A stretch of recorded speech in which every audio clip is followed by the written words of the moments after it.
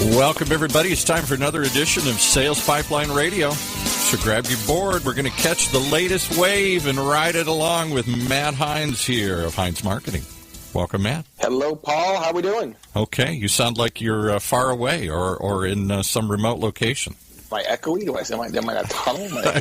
You sound a little like that, but we're a little better now. Okay. All right, well, that's good. Well, so got back last night from a great week down in Scottsdale, Arizona at the Content to Conversion Conference. It was a great week. One of my favorite conferences of the year. It's kind of the beginning of the late winter and spring conference schedule and really combines content and demand gen marketers together. So it was a good week and a good, segue to today's topic. We're going to be talking with Shannon Dougall, Vice President of Marketing at Uberflip, about content marketing, what's working. Hope you're going to ask her why this term Uber is so hot now everywhere. It's Uber everything.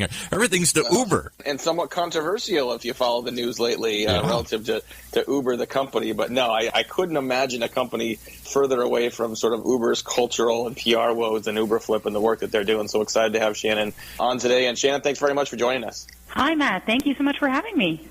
Now, you were down at this conference as well, and I know you just got back last night, this morning, and so probably like a lot of us kind of working on fumes to finish off the week here. But it was exciting for me to see the continued advancement on content, the continued investment in content. I think more and more companies, especially in B2B, are realizing the importance of content marketing to their efforts. We'll talk a little bit here about the study that we did in the fall that kind of looked at the content that's working and the features that are separating great effective content from others. But, in your position, running marketing for a content marketing company, what are you seeing in the field, especially as we now sort of get our sea legs under us for 2017? What are some of the trends in content marketing that are most pronounced right now? It's very interesting being a marketer who is marketing to marketers in the content world. You definitely see a big spectrum. So you see those on the cutting edge and you see those that are up and coming. So it's definitely interesting out there.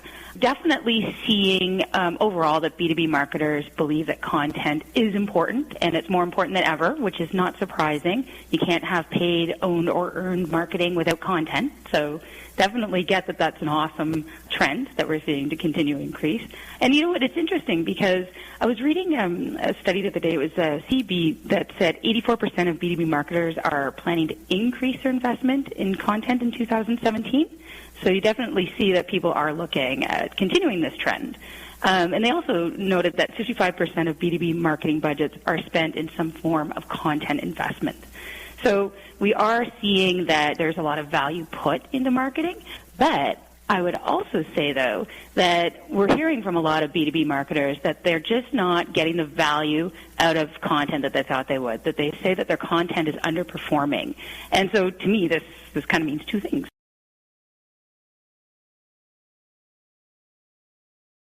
It either means that their content is not very good, or it means that the experience surrounding the really good content isn't performing to the way that the consumer of their content needs to perform. This morning on Sales Pipeline Radio with Shannon Dougall, who's the Vice President of Marketing at Uberflip.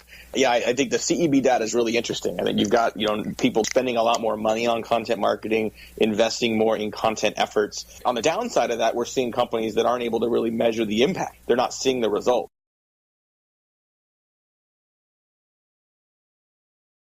Some of that could be the measurement tools they do or don't have. Some of it could be that they're just producing more of the same content everyone else has. And, we did this study in the fall that really in part asked what helps effective content stand out. What were some of the features that you've seen? What are some of the elements of content that you're seeing across industries that is helping companies sort of not only gain attention, but really sort of drive the kind of education and engagement that companies are looking for? Yeah, you've touched on it right there. Speaking about engagement, for content to be successful, it definitely has to be engaging. And I think that there are a few elements to engagement that we need to think about. One is the type of medium. Different people like to consume their content in different ways. Some people like to read it. Some people like to listen to it. Some people like to interact with it. Playing with the different mediums of content helps with engagement. But I think there's another aspect to that, too, which is you have to be creating insightful, new, relevant content for your audience. You can't just produce content that everybody else is producing. Definitely see a loss in engagement, which kind of leads to the other area that I think is personalization or customized content is something else that is definitely a trend. And In addition to that, it has to be action-oriented. You can't just have a piece of content and not expect something to happen at the end of it. Engagement, personalization, action-oriented. I think that's really important. These are not hard problems or not hard challenges for marketers to address. These seem pretty common sense, but it really does stand out. And that last one is really important, I think, for people to think about. We're not expecting top-of-funnel content in complex B2B environments to close deals. We're not expecting you to read a blog post and buy necessarily right away. So talk a little bit about what does next step mean? If you've got someone at the beginning of a buying journey, at the top sort of a buying stage, what's some examples of next steps? There's a few things that I think we need to think about then when we're looking at that. So you get somebody in, they're interested in your top-of-funnel content, you're starting to educate them, you are now wooing them over with another piece of very relevant content. You understand their intent based on the actions that they've taken at the top of the funnel.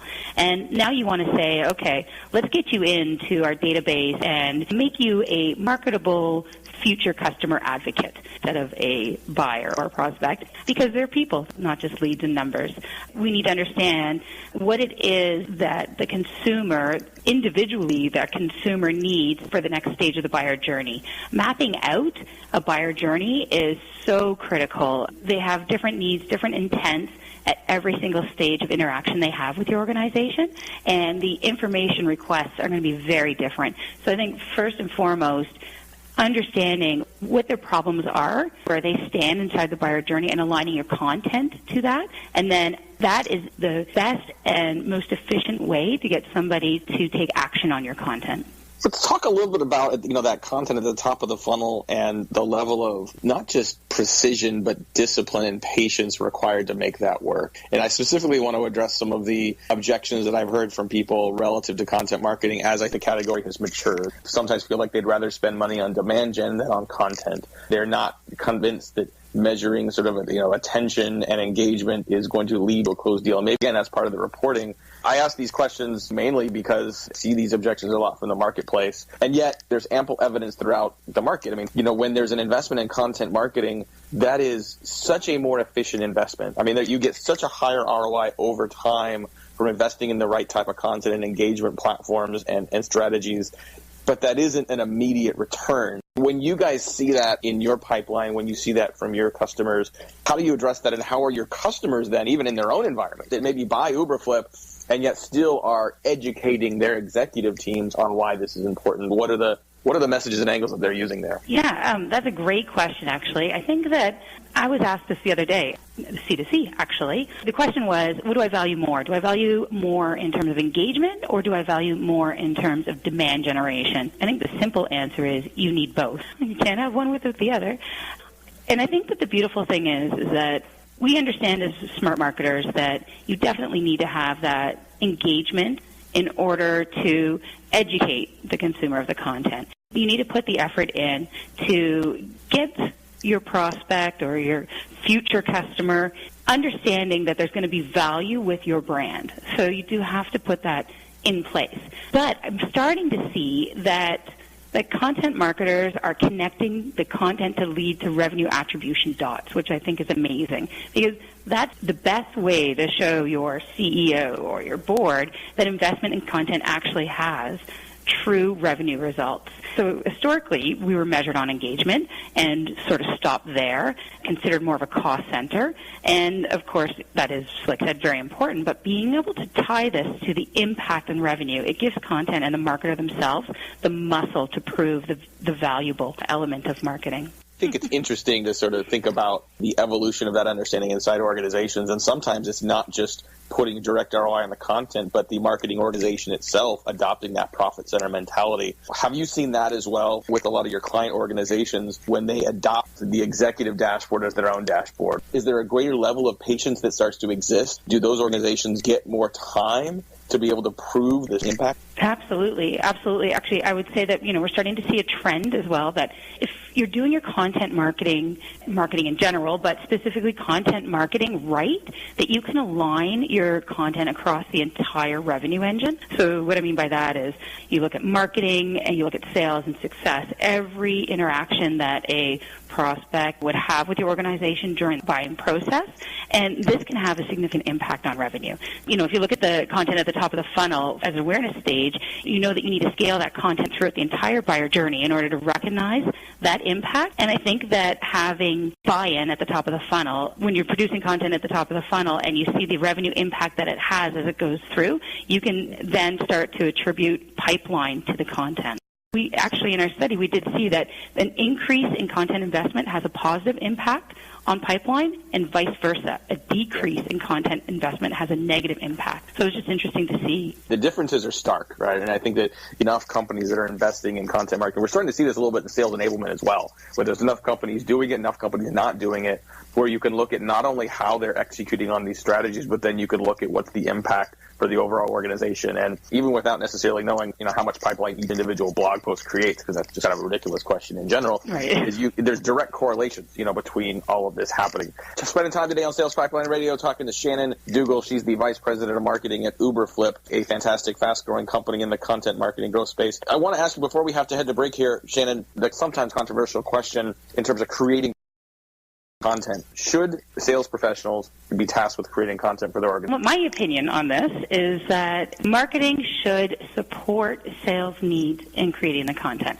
So I love the idea, we're just talking about marketers owning the entire buyer journey as it relates to content. And if we do that right, then we can affect the entire revenue engine. And part of that is making sure that we're not working in silos in terms of our voice and message and brand that gets to that person who's going through the buying journey.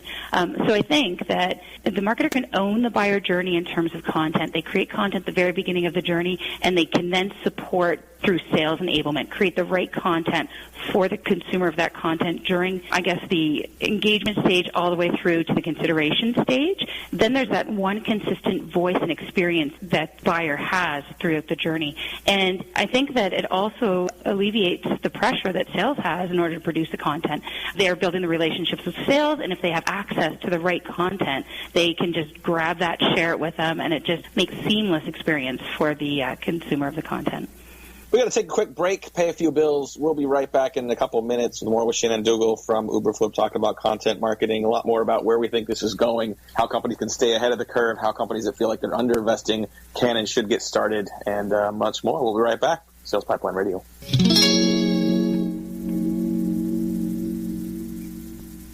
Whether you're producing a seminar series, users conference, lunch and learn, or exhibiting at a trade show, Validar has a solution. From capturing leads at trade shows to managing on-site registration, tracking session attendance, gathering information, and providing sponsors lead retrieval, we have a full suite of solutions for you. Since 2005, Validar has been turning corporate events and trade shows into better business. Call 888-784-2929 or visit us at validar.com. In a world where the speed of innovation and change in B2B marketing has never been greater, the only thing bigger is the need for clarity, for a blueprint, for a guide to what's really working and how to apply it specifically to increase sales pipeline growth, velocity, and conversion. That's what you'll find in the Modern Marketer's Field Guide. Download it free at HeinzMarketing.com. Okay, let's pick it back up with Matt and his guest. Thank you, Paul. Hey, Paul, I forgot to ask you, the weather situation is the drama of Sales Pipeline Radio so far this year.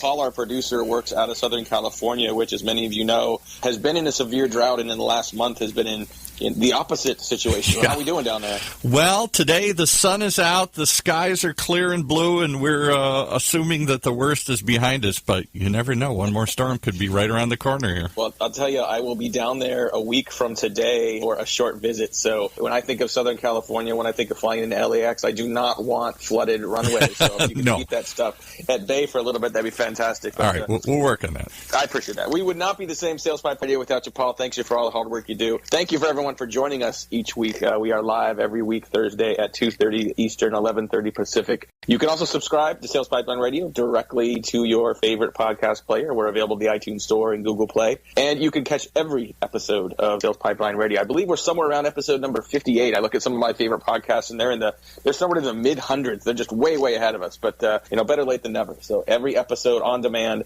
at salespipelineradio.com. If you like our conversation today with Shannon Dougall talking about the future of content marketing and want to share that episode with your colleagues, with your friends, with your peers, you can catch that on the podcast, on the website. We'll have a breakdown and a transcripted version of this conversation on our blog at HeinzMarketing.com. So Shannon Dougall, Vice President of Marketing at Uberflip. For companies that had a content strategy, but it's been really more sort of random acts of content, right? They do a blog post here or there, and they occasionally might do a webinar. There's no cohesive strategy. Like, how do you get started with developing that? I think a lot of people may look at that like other initiatives. They're not doing sales enablement and others, and they get flustered and aren't really sure where to start. What's the roadmap to getting up to speed here? Great question. First of all, you need to look at what the objective is with your content strategy. Are you trying to influence revenue in the end? And if that's the case, what type of content do you need in order to do that, and how can you scale that content across the entire buyer journey? So I think there's the tip of the day is you can create content for the top of the funnel, especially insightful pieces. So let's just say you've recently done a webinar or created an ebook. I think from that content, you need to figure out how you can repurpose that content for later stages in the funnel. So I have an example. We created an ebook series, The 4 Pillars of Content Marketing. And we created, it was a bundled series of 4 ebooks, and we were interviewing and talking to experts in the marketing industry. And we now pull from that in order to provide some stats, and we pull that information and put it into our sales deck so that when one of our AEs is talking to somebody, they can say, oh, hey, look, here's an expert in the industry who's talking about this really relevant point. So I think because, we know that marketers are busier than ever.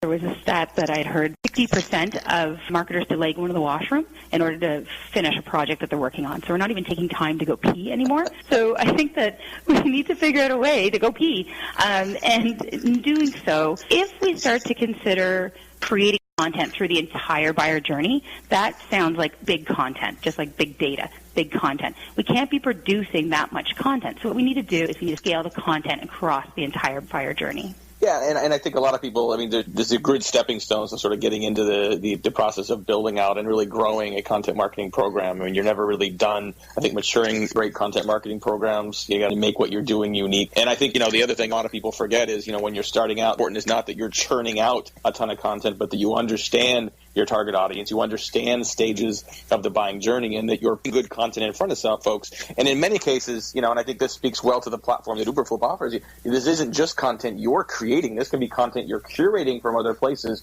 where you become the hub. You become the source of a diverse, comprehensive, and highly valuable set of content that keeps your customers engaged. I couldn't agree more. Okay.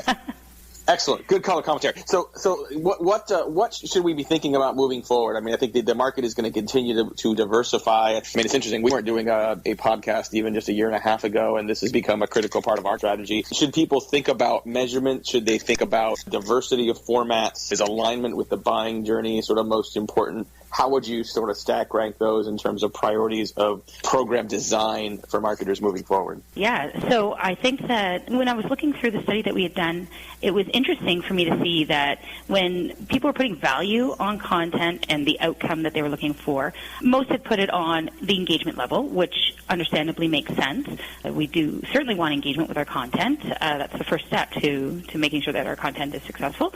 But what I thought was super interesting is that there was much lower number who had put importance on customization or personalization of content. And I think that we're going to start to see an uplift in that. I think the trend is going to be that we need to get to that point.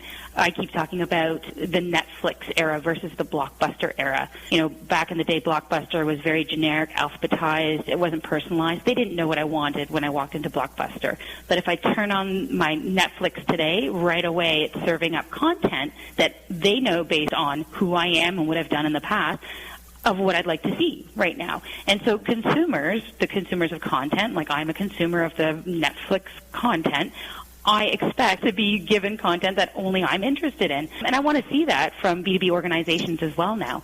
So I think that there's going to be an uplift in that personalization or customization of content for those buyers who are coming in based on segment, based on where they are in the buyer journey.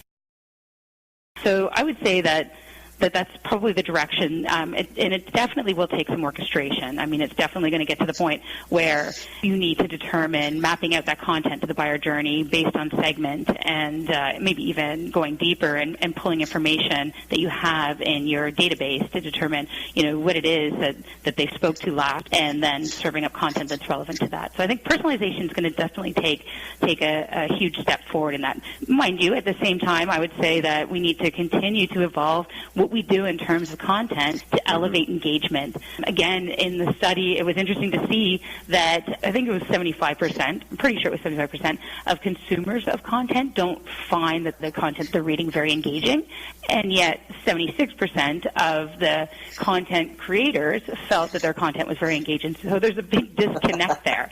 So I think, right? So we've referenced this research a couple times, and we've got a couple more minutes here as we wrap up with Shannon Dougall, Vice President of Marketing from Uberflip. If you go to uberflip.com and you go to the webinar page, you can see we called it Uncover the B2B Marketing Trends That Matter. You can see an on-demand video of that sort of summary of a lot of the research. Just really quickly as we wrap up, also, just I guess in 15, 20, 30 seconds, give people a sense for what is Grade My Stack, what offers that, and where can people find it? Oh, yeah, absolutely. So Grade My Stack, you can enter in whatever tools you're using in your stack, and it will produce a report that tells you how your stack stands up against what we think the best practices are. It identifies if there's any white space in your stack and recommendations for how you can create a solid stack. So grademystack.com.